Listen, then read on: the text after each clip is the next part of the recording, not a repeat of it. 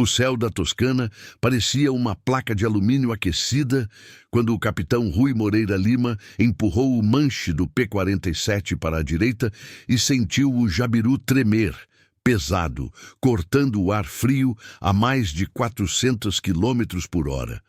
Lá embaixo, um mar de colinas verde-acinzentadas escondia trincheiras, estradas camufladas e peças de artilharia alemã apontadas para a linha da FEB nos Apeninos italianos, em fevereiro de 1945.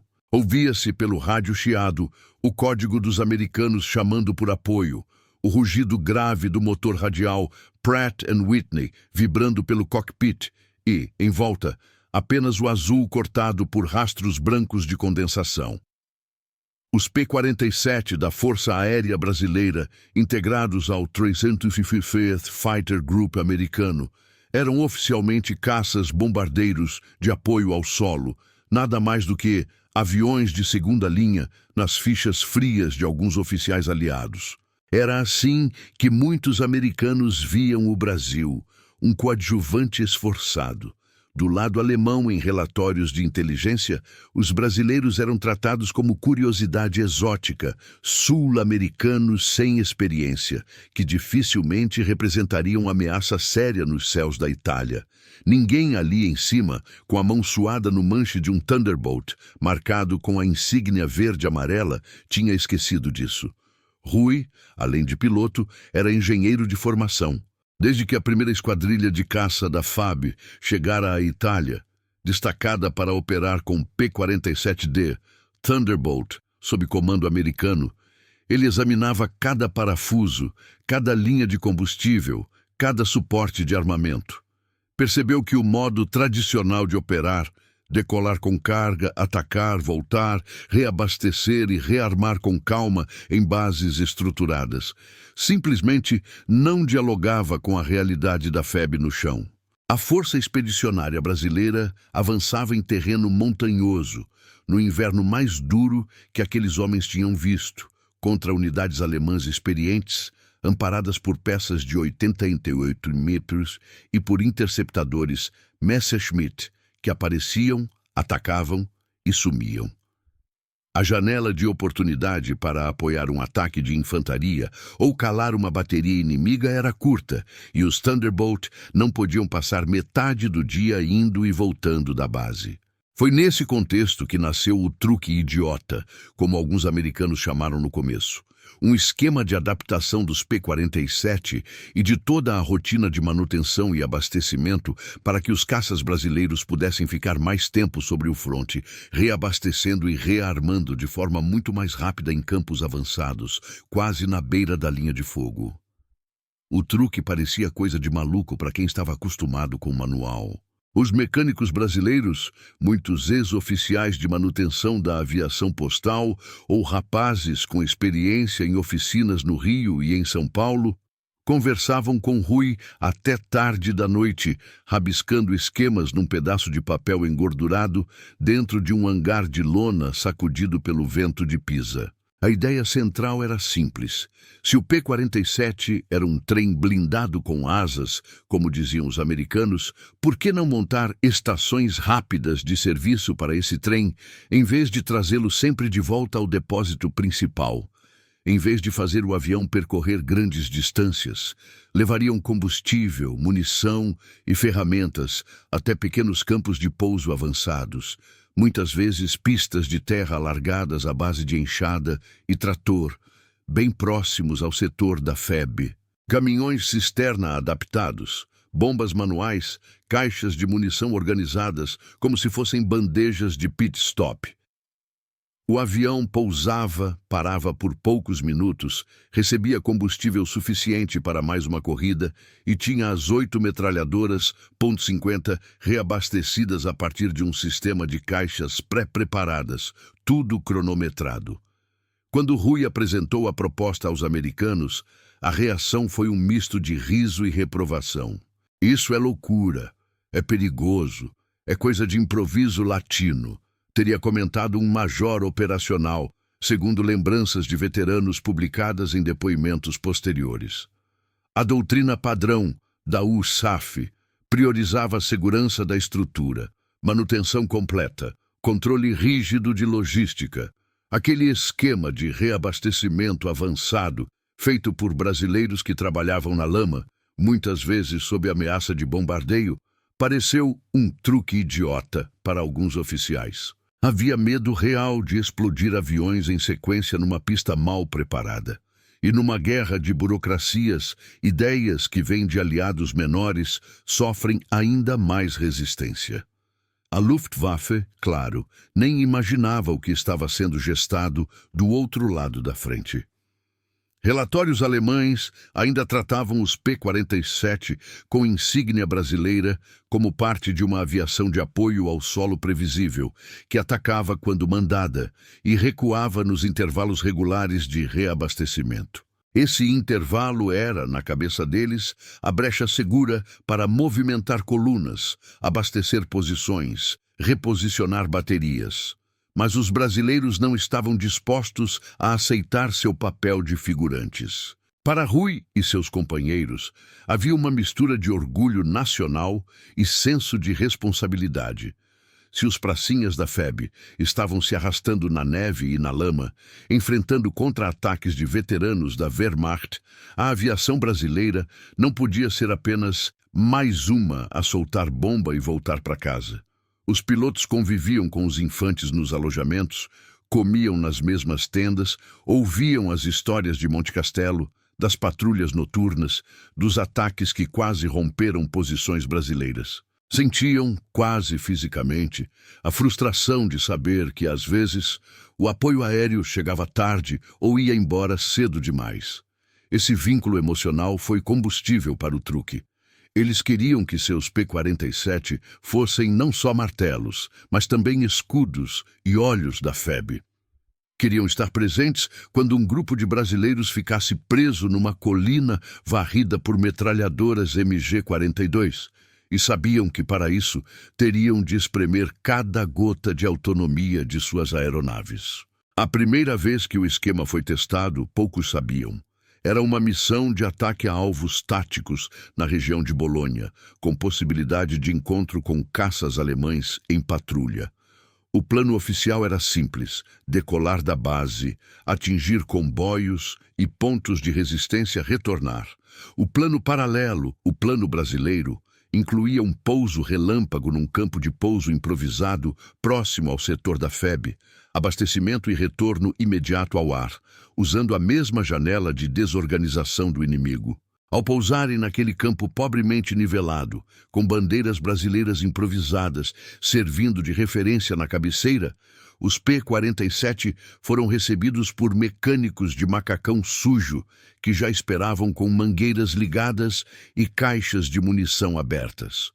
O motor radial sequer era desligado. Enquanto rodava em marcha lenta, homens se moviam em volta do avião como formigas, substituindo cintas de munição, conferindo pneus, checando vazamentos. Em menos de 10 minutos, o Jabiru estava de volta ao céu. Foi aí que o truque começou a mostrar sua força. Os alemães, acostumados a mapear padrões, perceberam que a janela segura entre ataques aéreos parecia ter encolhido. Colunas que se punham em movimento logo após o recuo dos caças foram surpreendidas por uma nova leva de Thunderbolts surgindo em altitude inesperada.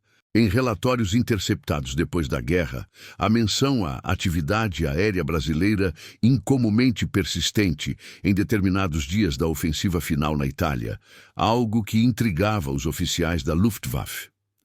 Para a FEB no solo, a diferença era palpável. Pedidos de apoio via rádio eram respondidos com mais frequência, e os pilotos brasileiros pareciam estar sempre por perto.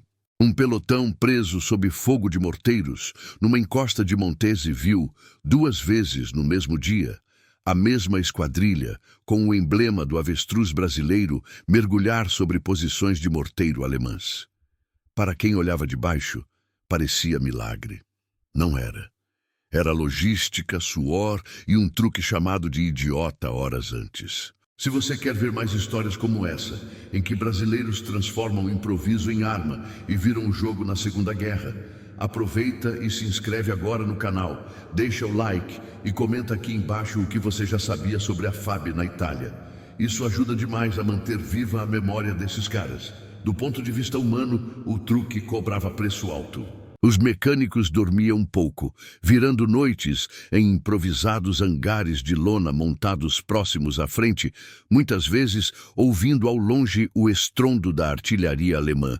Trabalhavam sob chuva fria, lama até o joelho, com as mãos engeladas, tendo que lidar com metal, combustível e munição. Qualquer erro, qualquer distração poderia significar um incêndio catastrófico no campo avançado ou um P-47 que cairia por falha de manutenção. Os pilotos, por sua vez, esticavam seus limites físicos. Missões mais longas, 2 ou 3 saídas no mesmo dia, alternando ataques ao solo e combate defensivo contra interceptadores alemães. Havia medo real de colapso, de exaustão, de perder homens não por fogo inimigo, mas por acidente provocado pelo próprio excesso de ousadia. Havia também a tensão política. O truque era tolerado porque trazia resultados, mas ainda visto com desconfiança por alguns americanos mais apegados a regulamentos. Do lado alemão, o impacto psicológico começou a crescer. A Luftwaffe na Itália, já debilitada pela falta de combustível, pilotos experientes e peças de reposição, dependia de ações rápidas e calculadas.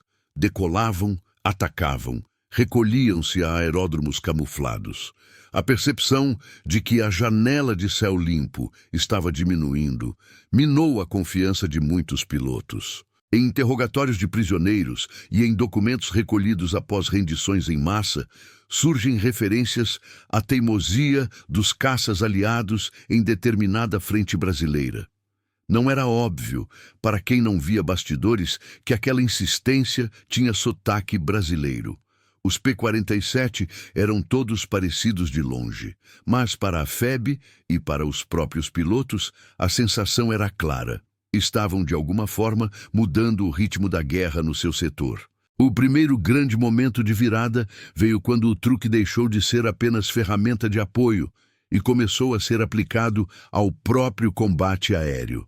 Até então, os Thunderbolt brasileiros tinham reputação de aviões de ataque ao solo, pesados demais para dogfights elegantes contra Bf-109 ou FW-190. Isso fazia com que muitos pilotos alemães subestimassem a capacidade dos jabiros de encarar combates prolongados. Em uma tarde carregada de nuvens, serviços de reconhecimento indicaram forte presença de caças alemães, protegendo um ponto de concentração de veículos blindados ao norte de Pistoia. O comando americano escalou uma força mista, esquadrilhas americanas e a brasileira, com a missão oficial de varredura e interdição. O plano original previa que os brasileiros focassem em colunas e peças antiaéreas. Nada de se meter em briga de caça, mas a guerra raramente obedece ao papel. Ao chegarem à área, os pilotos brasileiros encontraram uma recepção feroz. Flak alemã abriu-se em anéis negros no céu e pontos escuros começaram a subir do horizonte. Messerschmitts em formação de salto. Algumas esquadrilhas americanas, seguindo doutrina, mantiveram altitude e posição de cobertura, esperando o momento correto de engajar. Foi Rui quem percebeu algo que mudava tudo. Os alemães haviam calculado a presença de caças aliados com base na rotina antiga de abastecimento. Não esperavam que houvesse tantos P-47 no setor, naquele horário específico. Mais do que isso, não sabiam que parte daqueles aviões acabara de ser reabastecida num campo avançado brasileiro pouco tempo antes. Ou seja, o inimigo estava super confiando em números que não valiam mais. Rui tomou a decisão que definiria a reputação da esquadrilha. Em vez de se manter restrito aos alvos terrestres, ordenou que uma fração dos P-47 brasileiros subisse para interceptar os Messerschmitts em ângulo inesperado, vindo por baixo e por trás, aproveitando a blindagem e a energia de mergulho dos Thunderbolt. era o oposto do manual, que recomendava evitar dogfight prolongado com caças mais leves. Para isso fazer sentido, era indispensável uma coisa: munição. E eles tinham, graças ao truque de rearmamento acelerado. Enquanto alguns dos caças americanos já estavam com cintas de munição bastante consumidas, os brasileiros subiam com as 50 praticamente cheias. O encontro foi brutal. Os Messerschmitts mergulharam confiantes em direção a uma formação que julgavam cansada e previsível. De repente, cruzaram com rajadas de 8 metralhadoras, despejando fogo de baixo para cima em ângulos que não haviam antecipado. Um P-47 brasileiro derrubou o primeiro caça inimigo com uma saraivada que explodiu o motor, deixando um rastro de fumaça negra cortando o céu. Outro, em seguida, danificou gravemente um segundo BF-109 que se viu forçado a abandonar o combate. Os americanos, vendo a manobra, reagruparam e entraram na dança. Em poucos minutos, a ideia de que aqueles brasileiros eram apenas bombardeiros de apoio se desfez no ar, junto com pedaços de avião alemão. Você que gosta desse tipo de virada improvável, em que brasileiro desacreditado transforma o próprio improviso em arma, comenta aqui embaixo se você já tinha ouvido falar na atuação da FAB na caça aérea. E aproveita para deixar o like e compartilhar, porque isso ajuda demais a história a chegar em mais gente. Os testemunhos posteriores de oficiais americanos são reveladores. Em memórias e entrevistas décadas depois, vários mencionam a surpresa inicial com o desempenho dos brasileiros em combates aéreos e o quanto o estilo improvisador, antes visto como defeito, mostrou-se virtude na guerra real. Em vez de ficarem presos ao manual, os pilotos da FAB adaptavam tática ao terreno, ao clima, à necessidade da FEB em solo. Quando perceberam que a Luftwaffe estava calculando suas movimentações com base em padrões antigos, não hesitaram em explorar essa brecha. A improvisação logística do truque de reabastecimento, somada à ousadia tática na hora de escolher quando e como engajar, criou um tipo de ameaça que o inimigo não estava preparado para enfrentar. Isso não quer dizer que foi um caminho sem perdas. Alguns dos voos mais agressivos resultaram em brasileiros abatidos, seja por flak, seja por caça inimigo. As estatísticas oficiais mostram que a primeira esquadrilha de caça brasileira, apesar de seus feitos, pagou preço alto em vidas durante a campanha. E cada avião perdido doía 2 vezes. Como máquina difícil de substituir e como ser humano insubstituível. Os pilotos sabiam disso e viviam com a sombra constante de não voltar. Em cartas para casa, muitos escreviam pouco sobre o que faziam no céu da Itália. Preferiam falar de coisas simples, como saudade de feijão, do barulho da chuva no telhado de casa, do rosto dos pais. A guerra, na narração íntima, aparecia nas entrelinhas.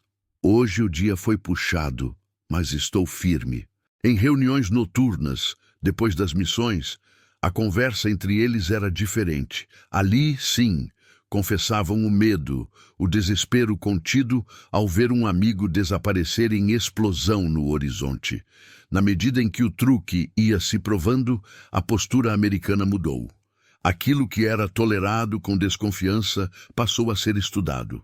Equipes de logística dos aliados começaram a frequentar os campos avançados brasileiros, observando como organizavam as caixas de munição, como posicionavam caminhões de combustível, como treinavam mecânicos para agir quase em coreografia em torno do P-47.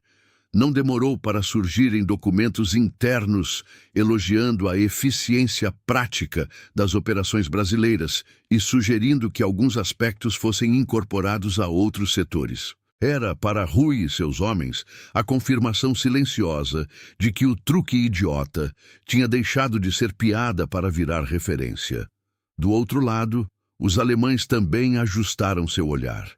Em relatórios posteriores à ofensiva de primavera, Há observações sobre atividade obstinada de caças inimigos em setor brasileiro e recomendações para evitar certos corredores aéreos onde os P-47 pareciam surgir com mais frequência do que o esperado. Isso, em linguagem militar, é um elogio involuntário.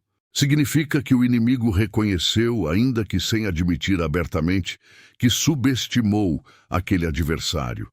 A mesma propaganda que no início se permitia zombar da aviação tropical precisou recuar diante dos fatos. Colunas atacadas 2 vezes no mesmo período de luz, baterias antiaéreas silenciadas em sequência, caças abatidos por aviões que, teoricamente, não eram especializados em dogfight. O clímax dessa história não é um duelo isolado, um único dia glorioso, mas a somatória de missões em que os P-47 brasileiros foram aparecendo e reaparecendo onde não deveriam estar. Em abril de 1945, na reta final da campanha italiana, a FEB participou do cerco e da rendição de grandes formações alemãs, incluindo a 143ª a Divisão de Infantaria, que se rendeu em Fornovo di Taro. Enquanto os pracinhas fechavam o cerco em terra, aviões da FAB, operando dentro do esquema de reabastecimento avançado, patrulhavam rotas de fuga, atacavam pontes, restringiam o movimento inimigo. A sensação para muitos oficiais alemães era de sufocamento. Onde tentavam correr, havia resistência. A capacidade de manter pressão constante no céu, mesmo com recursos modestos, foi parte dessa equação. Os P-47 modificados, abastecidos pelo truque, caçavam não só aviões, mas também a própria capacidade de manobra do inimigo. No pós-guerra, a primeira esquadrilha de caça brasileira voltou ao país com um histórico respeitável de missões, alvos destruídos e aeronaves inimigas abatidas, reconhecido em relatórios americanos. Mas, como tantas histórias da FEB e da FAB, esse reconhecimento ficou mais forte nos arquivos estrangeiros do que na memória coletiva brasileira. Rui Moreira Lima, que depois escreveu memórias e lutou para preservar a história da unidade, sabia bem disso. Em entrevistas, insistia em ressaltar não só os números, mas o espírito de improviso responsável, de engenhosidade aplicada à sobrevivência e à eficácia. O truque de reabastecimento avançado, que tantos chamaram de maluco, era, na visão dele, apenas uma expressão de algo muito maior. A capacidade brasileira de pegar o que tem à mão. Caminhões velhos, pistas de terra, mecânicos com criatividade. E transformar em vantagem concreta num cenário onde, teoricamente, deveria estar em desvantagem permanente. No fim, o que fica não é a anedota do truque idiota, mas a lição por trás dela. Em plena Segunda Guerra Mundial, num teatro dominado por potências com décadas de tradição aérea, uma esquadrilha de um país periférico conseguiu impor sua marca ao alterar a lógica de emprego de um caça pesado. Não por ter tecnologia superior, não por ter mais recursos, mas por entender, melhor do que muitos, que a guerra é também um problema de ritmo. Quem consegue estar no lugar certo na hora certa mais vezes acaba alterando o jogo. Os P-47 da FAB não derrotaram a Luftwaffe sozinhos, mas em sua frente, naquele recorte de céu italiano, mostraram que o Brasil podia muito mais do que a expectativa de americanos e alemães permitia imaginar. Se você chegou até aqui, é porque essa história te prendeu de algum jeito. Se ela te deu orgulho do que brasileiros foram capazes de fazer com pouco, se te fez pensar sobre como a gente ainda subestima nosso próprio potencial, então não esquece. Se inscreve no canal, ativa o sininho, deixa seu like e comenta qual outro episódio da FEB ou da FAB você quer ver em detalhes. Cada interação sua ajuda a trazer de volta para a luz nomes e feitos que ficaram décadas escondidos em relatórios em inglês ou alemão, enquanto aqui quase ninguém ouviu falar.